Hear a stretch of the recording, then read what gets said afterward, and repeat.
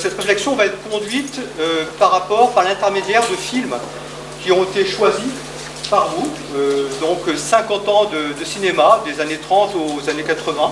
Je disais par nos femmes, maintenant on en est réduit à danser avec des putes qu'on n'est même pas sûr de baiser. Contrairement au théâtre, le cinéma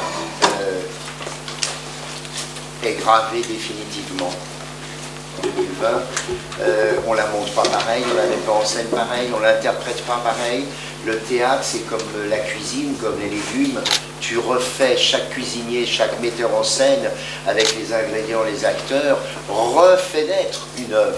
Le cinéma, c'est pas ma vraie voix, c'est pas sa vraie voix, c'est métallique, c'est pas la véritable, je suis là, c'est pas ce qui est là sur l'écran, c'est une image, le son, tout est faux. Mais ce qui est extraordinaire c'est pour ça que c'est un art, c'est qu'à partir du faux, c'est vous, le public, qui donnez la vie à ce que vous êtes en train de voir.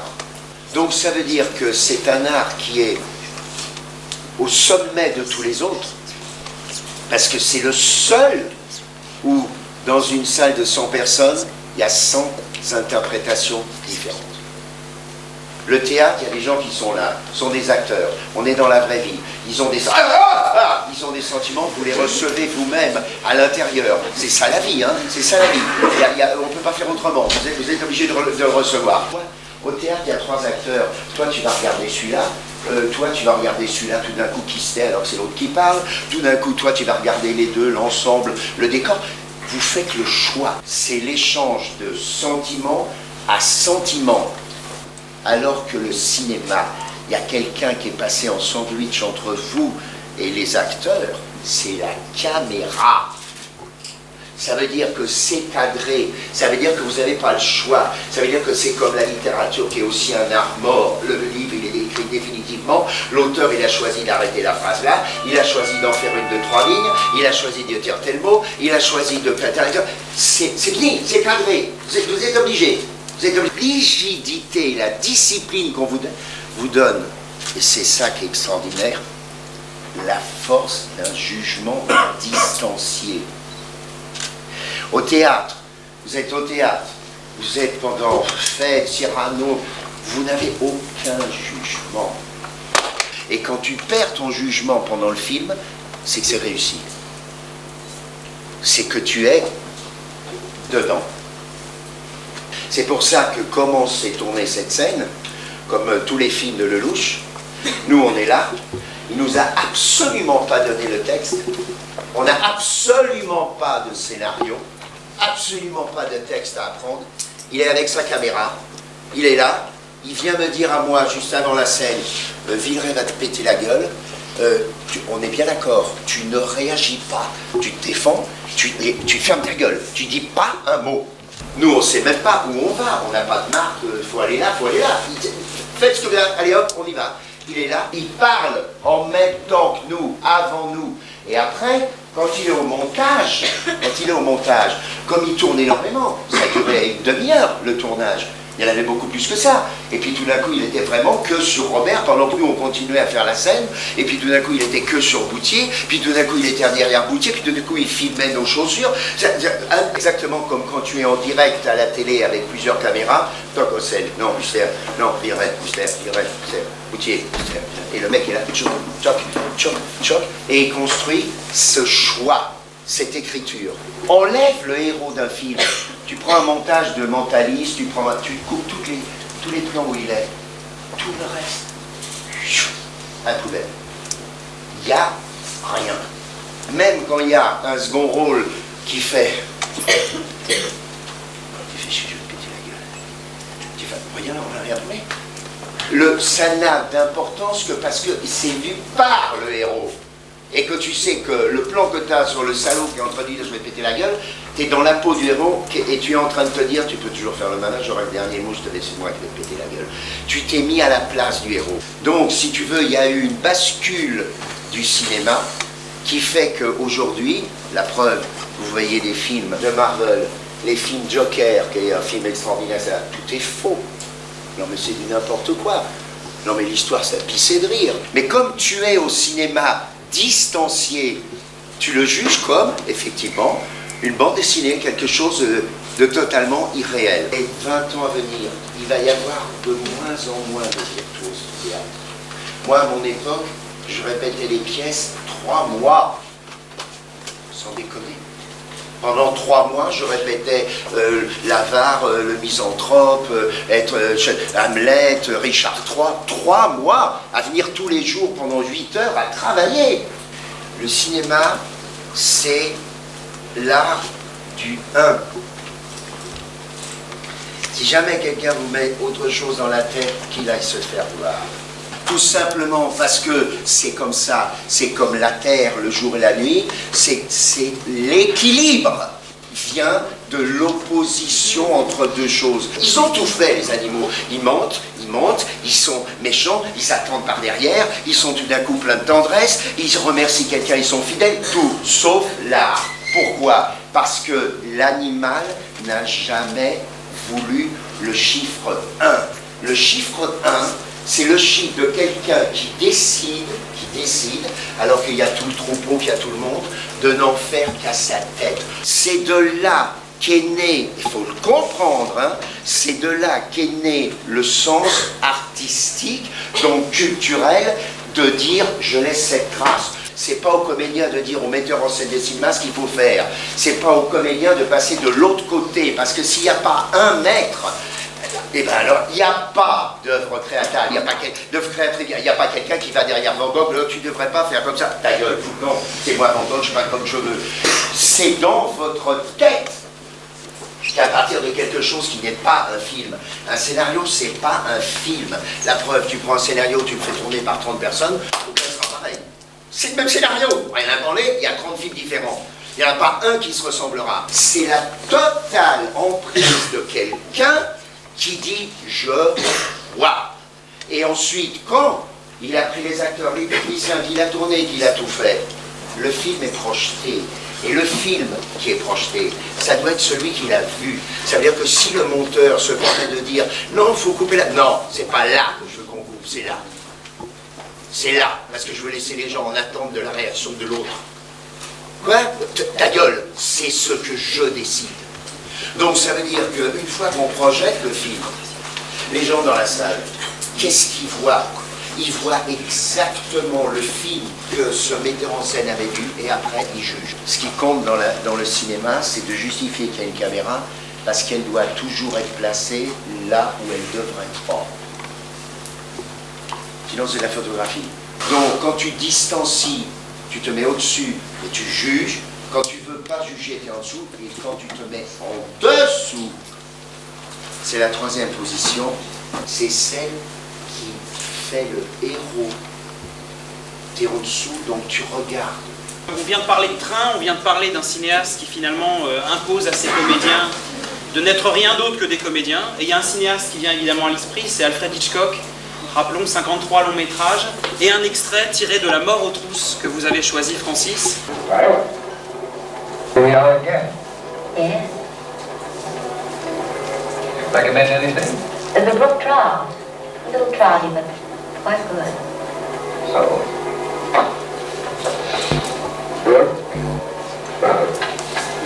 Well, I think. Yes.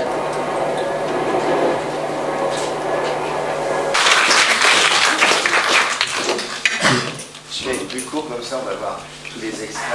Bon, Alfred Hitchcock est probablement un des 3 plus grands metteurs en scène de l'histoire du cinéma. Je l'ai rencontré. Hitchcock est un génie absolu. Et je vous conseille de prendre des films, des chefs-d'œuvre, hein, où la musique a été si importante. Autant On emporte le vent, Laurence d'Arabie, les films de Hitchcock, évidemment, les films de Spielberg, et d'enlever la musique. Et vous verrez à quel point elle peut sauver un film. Parce qu'elle projette le spectateur déjà dans ce qui va se passer.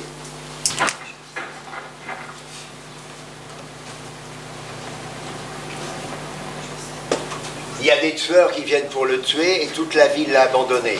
Tout le monde l'a laissé seul.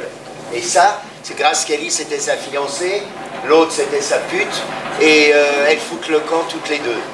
Elles le laissent tout seul.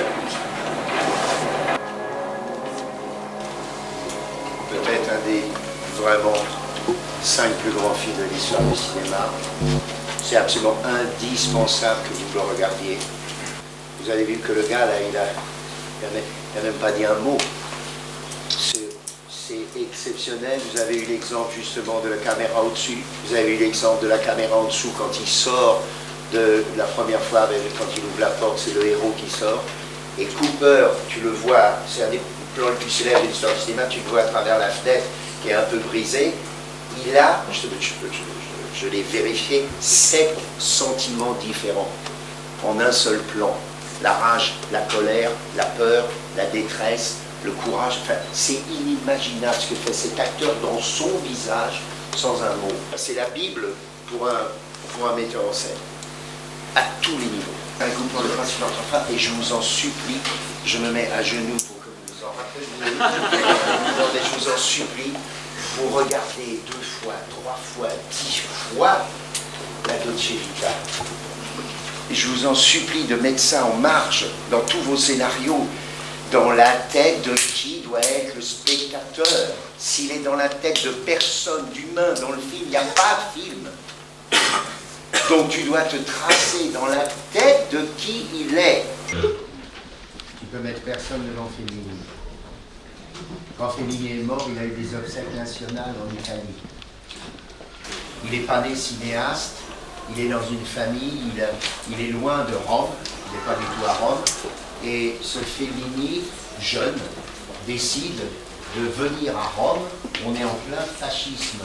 Ce Vittorio Mussolini a donc saisi qu'en faisant une espèce d'Hollywood à l'italienne, il ferait 20 films, 30 films, 70 films, 200 films par an, et que donc ça rapporterait non seulement de l'argent, du commerce et tout, mais surtout, il allait pouvoir influencer le style de ses films pour défendre son idée du fascisme.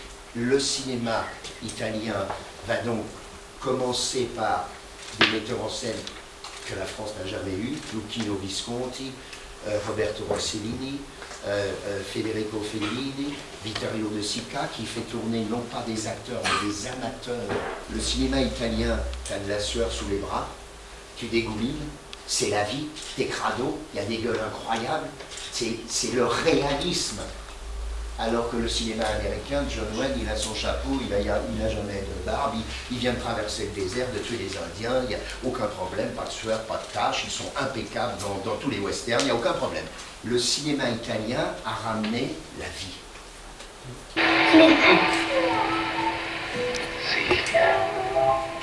Oh, hello.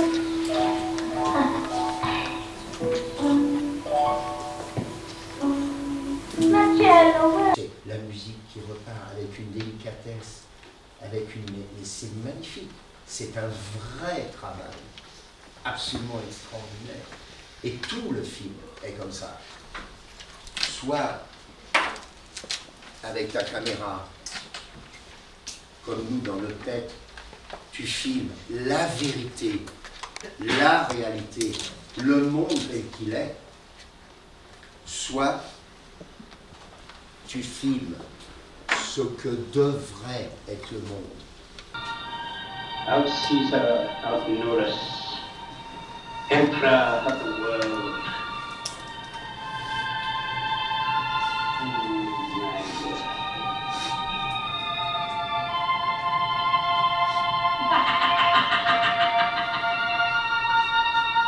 Le globe qu'il a entre les mains, Hitler, c'est 57 millions de morts.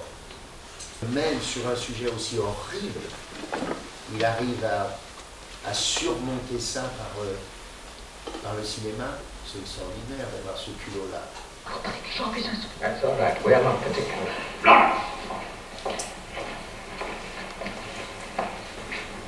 Are you off your head? No. Up there, I'm not. Now look here, Lawrence, just clear out of here, will you? Come on, Lawrence. Get that boy out of here. Well, Je connais tout de Laurence d'Arabie, j'ai travaillé 4 ans dessus. Ça sera d'ailleurs la dernière œuvre que je jouerai au théâtre.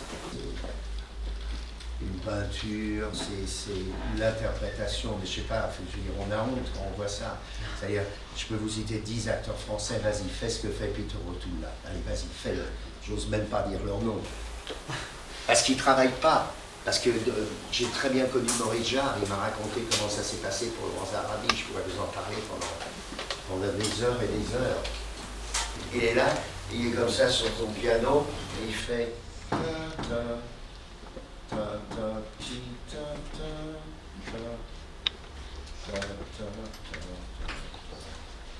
L'autre, il revient comme un fou. La Bibi, qu'est-ce que c'est que ça? C'est ça là, ce que tu viens de jouer. Je n'ai rien joué. Mais si, là, t'as fait, refais. Tu fais la musique du film, c'est fini. Et il a pris Maurice Jarre sur 8 notes. Extraordinaire.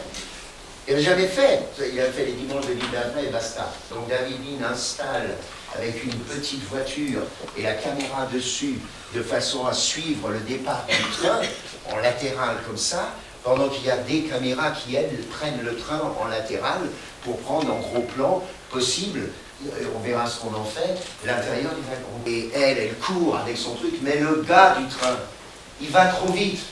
Elle n'arrive pas jusqu'à Omar Sharif. Elle est là, et elle se prend sa robe dans les roues du train. Et le train l'écrase. Tout le monde hurle.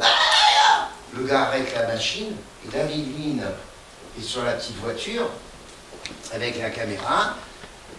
La voiture s'arrête. David Lean arrive, il voit la femme qui a perdu une jambe. Dans l'histoire, elle n'est pas morte, mais elle a perdu sa jambe.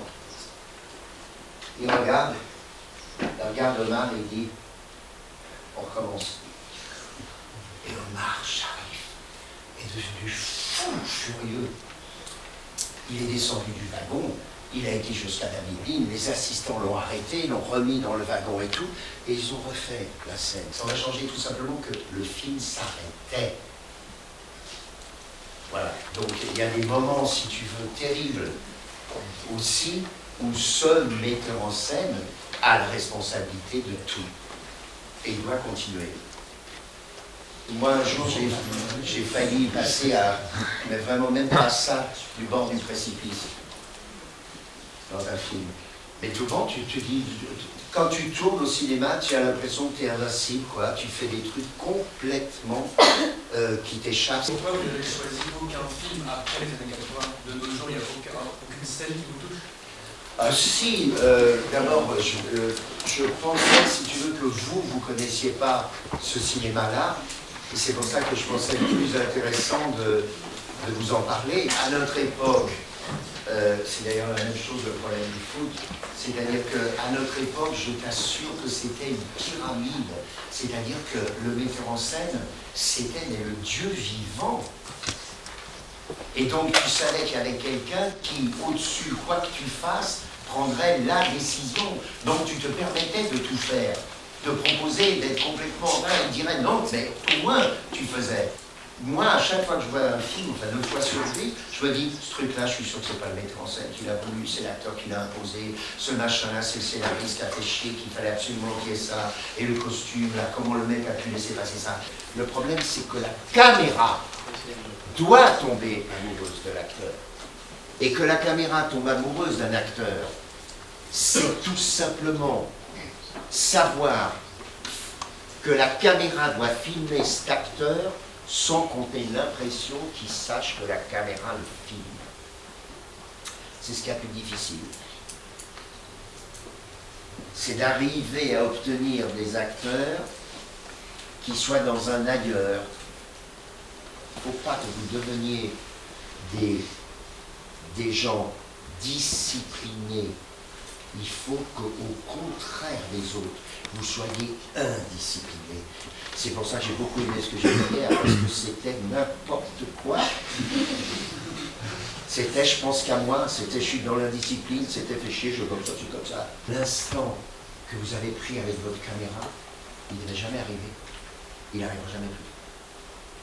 Cette fille-là, qui a son short noir, là, que j'ai dit qu'elle est très belle tout à l'heure, c'est une folle. C'est ça qui m'intéresse, c'est de savoir, c'est qu'elle soit folle dans un truc. Ça ne m'intéresse pas qu'elle reste dans sa coiffure.